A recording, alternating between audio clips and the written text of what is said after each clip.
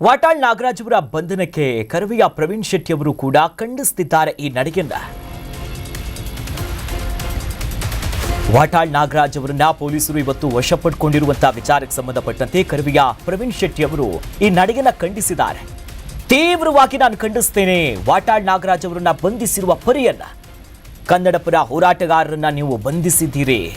ಹೋರಾಟದ ಧ್ವನಿಯನ್ನ ಹತ್ತಿಕ್ಕುವಂತ ಪ್ರಯತ್ನ ಯಾರ್ಯಾರು ಕೂಡ ಮಾಡಬಾರದು. ವಾಟಾಳ್ ನಾಗರಾಜ್ ಅವರನ್ನ ಬಿಡುಗಡೆ ಮಾಡಬೇಕು. ಈ ನಡೆ ಸರಿಯಲ್ಲ. ವಾಟಾಳ್ರವನ್ನ ನಡೆಸ್ಕೊಂಡಿರುವಂತ ರೀತಿ ಇದೆಯಲ್ಲ, ಇದು ಖಂಡನೀಯ.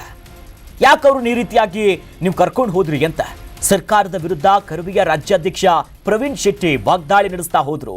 ನೋಡಿ, ಆರಂಭಿಕವಾಗಿ ಕರವಿಯ ಪ್ರವೀಣ್ ಶೆಟ್ಟಿ ಅವರ ಬಣ ಪೂರ್ಣ ಪ್ರಮಾಣದ ಬಂದ್ಗೆ ಸಪೋರ್ಟ್ ಇಲ್ಲ ಅಂದ್ರೂ ಕೂಡ ನಾವು ಸಂಪೂರ್ಣವಾದಂತ ಬೆಂಬಲವನ್ನ ವಾಟಾಳ್ ನಾಗರಾಜ್ ಅವರಿಗೆ ಕೊಡ್ತೀವಿ ಅನ್ನೋ ಮಾತುಗಳನ್ನ ಮೊದಲೇ ಹೇಳಿದ್ರು. ಅದೇ ನಿಟ್ಟಿನಲ್ಲಿ ಇವತ್ತು ಬಂದ್ಗೆ ವಾಟಾಳ್ ನಾಗರಾಜ್ ಅವರು ಕರೆ ಕೊಟ್ಟಿದ್ರು. ಆದ್ರೆ ಪ್ರತಿಭಟನೆ ಮಾಡೋ ಮುನ್ನವೇ ಅವರ ನಿವಾಸದಿಂದಲೇ ಅವರನ್ನ ಇವತ್ತು ಪೊಲೀಸರು ವಶಪಡಿಸಿಕೊಂಡ್ರು. ಆ ನಿಟ್ಟಿನಲ್ಲಿ ಕರವಿಯ ರಾಜ್ಯಾಧ್ಯಕ್ಷ ಪ್ರವೀಣ್ ಶೆಟ್ಟಿ ಸರ್ಕಾರದ ನಡೆಯ ವಿರುದ್ಧ ಅಸಮಾಧಾನವನ್ನ ಹೊರಗಾಕಿದ್ದಾರೆ.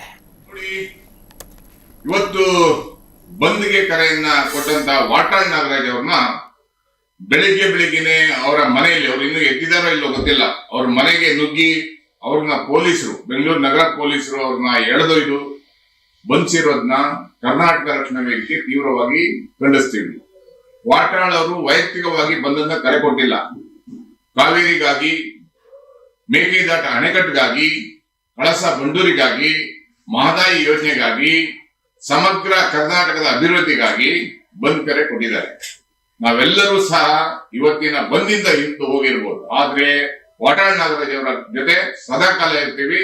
ಈ ಕೂಡಲೇ ಅವ್ರನ್ನ ಬಿಡುಗಡೆ ಮಾಡ್ಬೇಕನ್ನುವಂತ ಒತ್ತಾಯವನ್ನ ಮಾಡ್ತಾ ಇದೀವಿ. ಒಂದ್ ವೇಳೆ ಬಿಡುಗಡೆ ಮಾಡಿಲ್ಲ ಅಂದ್ರೆ ಕರ್ನಾಟಕ ರಕ್ಷಣಾ ವೇದಿಕೆಯಿಂದ ರಾಜ್ಯವ್ಯಾಪಿ ಹೋರಾಟವನ್ನ ಮಾಡ್ಬೇಕಾಗತ್ತೆ.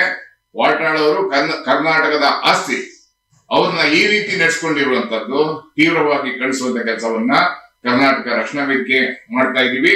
ಪ್ರಜಾಪ್ರಭುತ್ವದಲ್ಲಿ ಹೋರಾಟ ಮಾಡ್ಲಿಕ್ಕೆ ಅವಕಾಶ ಇದೆ. ಅದನ್ನ ಹತ್ತಿಕ್ಕುವಂತ ಕೆಲಸವನ್ನ ನಮ್ಮ ಅಧಿಕಾರಿಗಳು ಮತ್ತೆ ನಮ್ಮ ರಾಜಕಾರಣಿಗಳು, ನಮ್ಮ ಸರ್ಕಾರ ಮಾಡಬಾರದು ಅನ್ನುವಂತ ಒತ್ತಾಯವನ್ನ ಮಾಡ್ತಾ ಇದ್ದೀವಿ. ಕರ್ನಾಟಕ ನ್ಯೂಸ್ ಬೀಟ್ ಫಾಲೋ ಮಾಡಿ, ಸಬ್ಸ್ಕ್ರೈಬ್ ಮಾಡಿ.